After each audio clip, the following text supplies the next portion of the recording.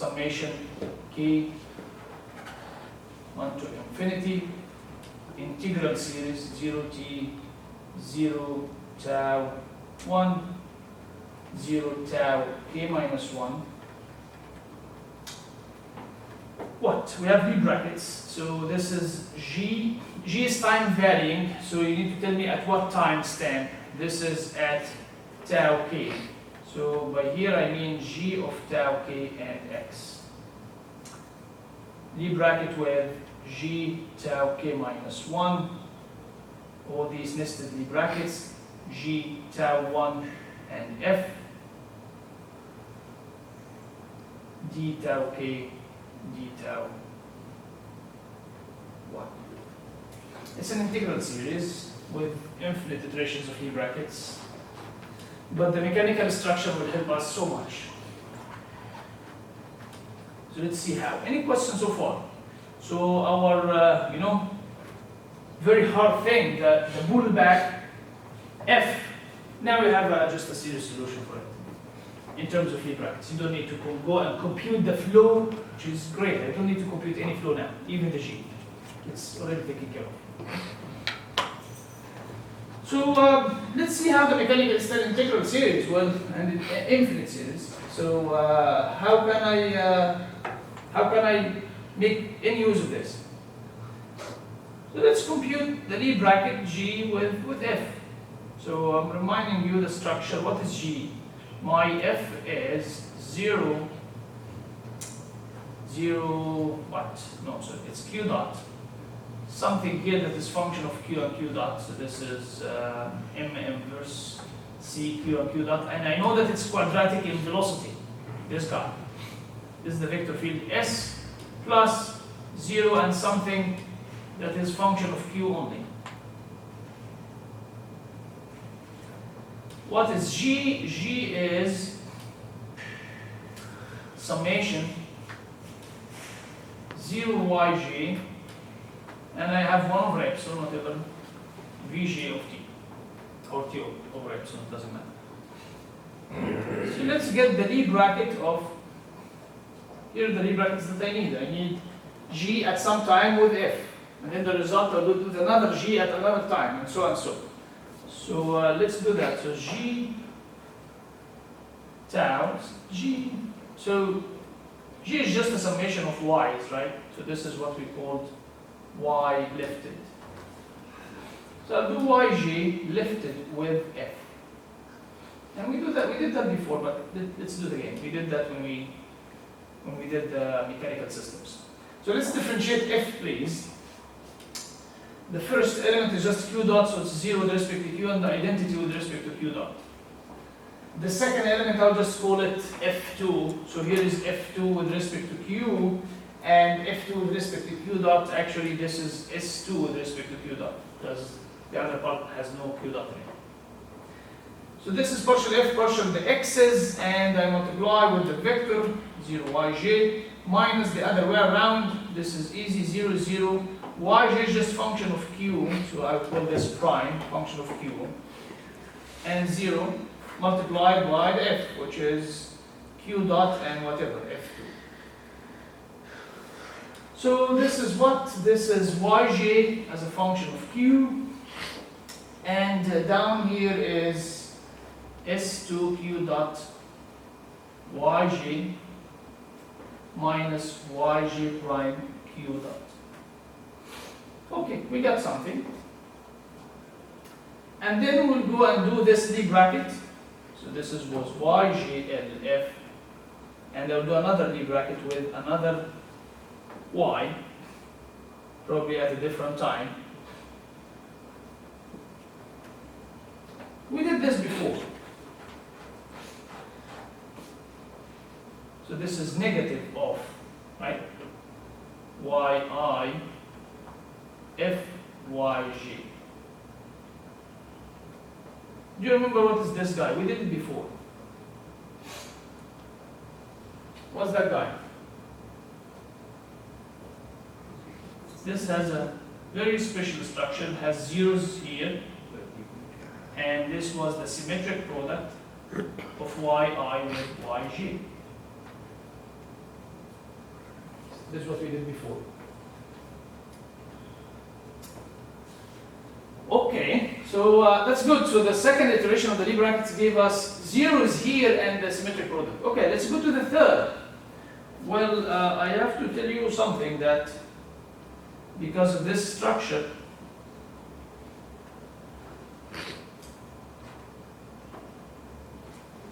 the Lie bracket between, actually we don't need this now. The Lie bracket between any yi and yj is just 0, right? So whenever you have a vector that is zeros, and here is just a function of q, if you do Lie bracket with another one, similar structure, it's 0, and it's very easy to verify from computation. Well, what is the resulting vector here? The resulting vector has exactly this structure. So it's zeros, and the last n components, they are just function of q's. So if I do Lie bracket with this guy with one of the y's, one of the y, I, l, whatever, you will get zeros. So the Lie bracket of y, k, l, y, I, l, y, j, n, f. This is 0, and all the remaining Lie brackets are zeros. It's indeed fascinating. The series just terminates after 2 terms. We have an exact solution.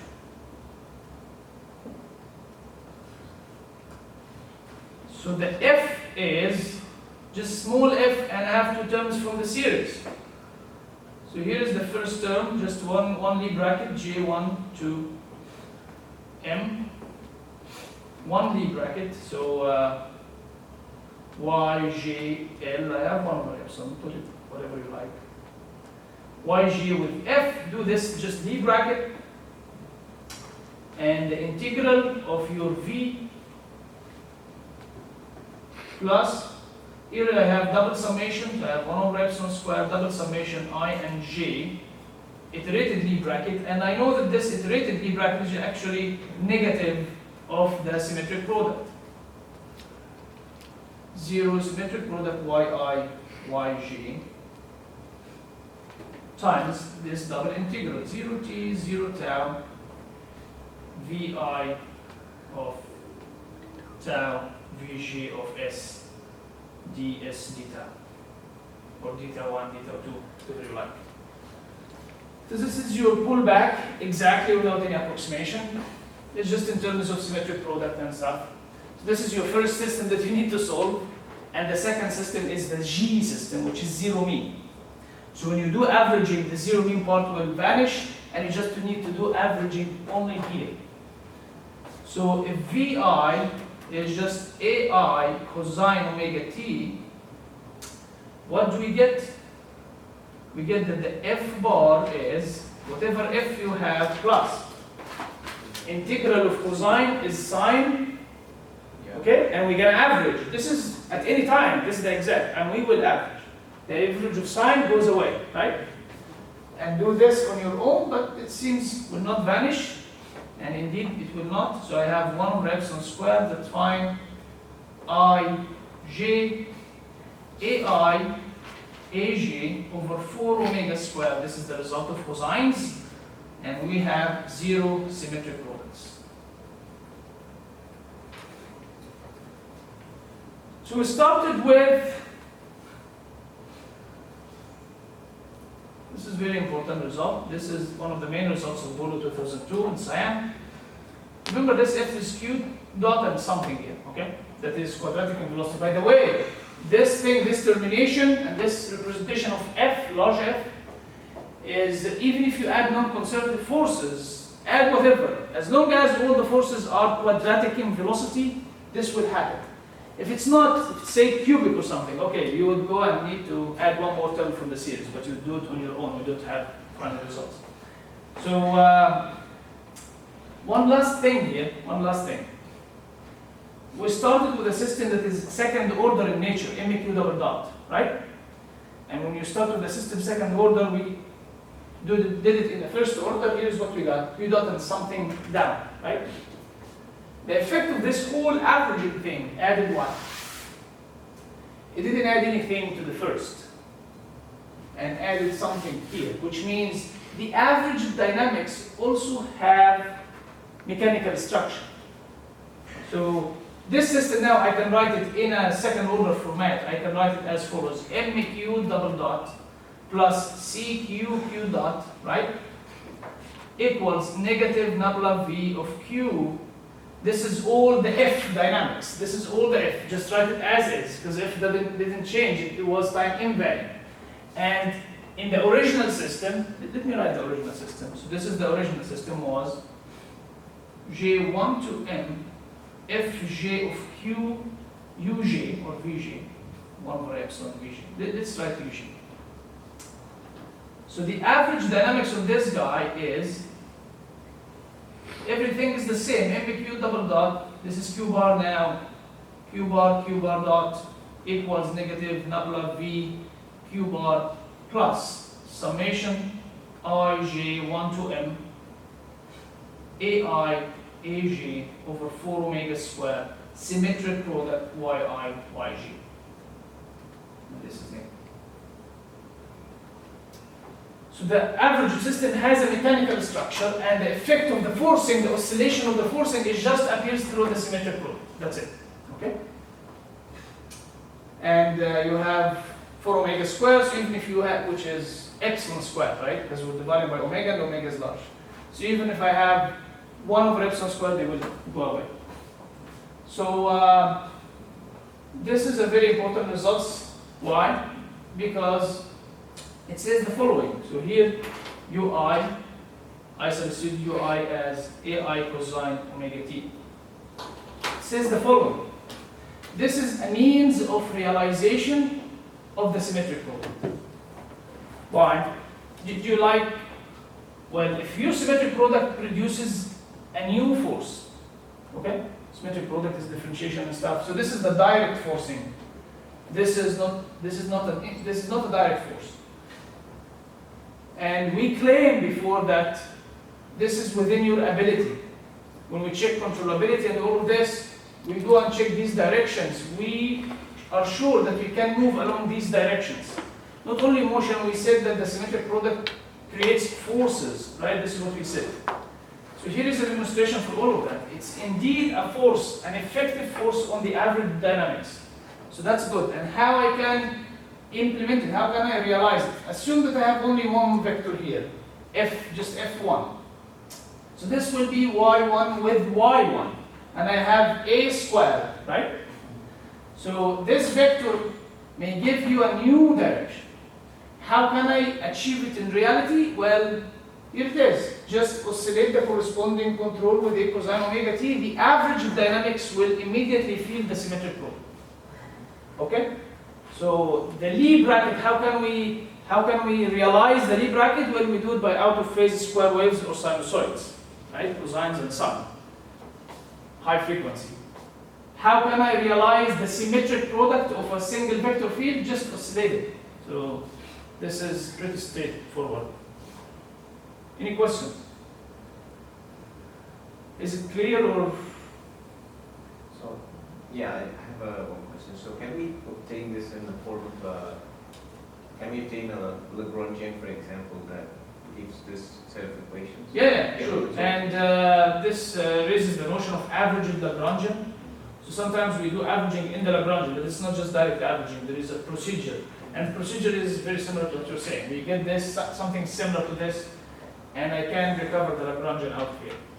Because this is just function of Q. It's very nice, okay? I can just put it here in the potential. This is indeed the averaging potential, okay? This is the averaging potential. Just the effective potential in some sense.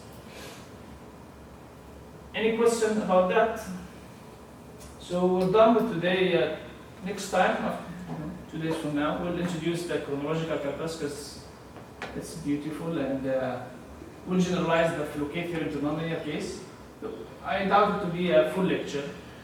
So either we continue the lecture with a review of what we had, or just skip halfway. We'll see what happens. The presentations, we need to decide about the presentations. So I think we'll need one more day for the presentations. At the beginning, I wanted to do it this Wednesday, but it's, it's too demanding from you, and also, I think it's good to cover the chronological purpose. So let's have one day before or after 12. 12 is your final, so it's one day of the presentations. We'll have 4 presentations out of the 8. So we need another day, either the day before. The final is on 12, right? 12 is Wednesday. So either to take the Tuesday right before or the Thursday right after. Which one is convenient for you guys? Thursday. Anybody I have a final on the 11th. on On the 11th? 11th. Yeah. Okay. So maybe So he's Thursday. saying Thursday. Yeah, Thursday. Thursday is okay?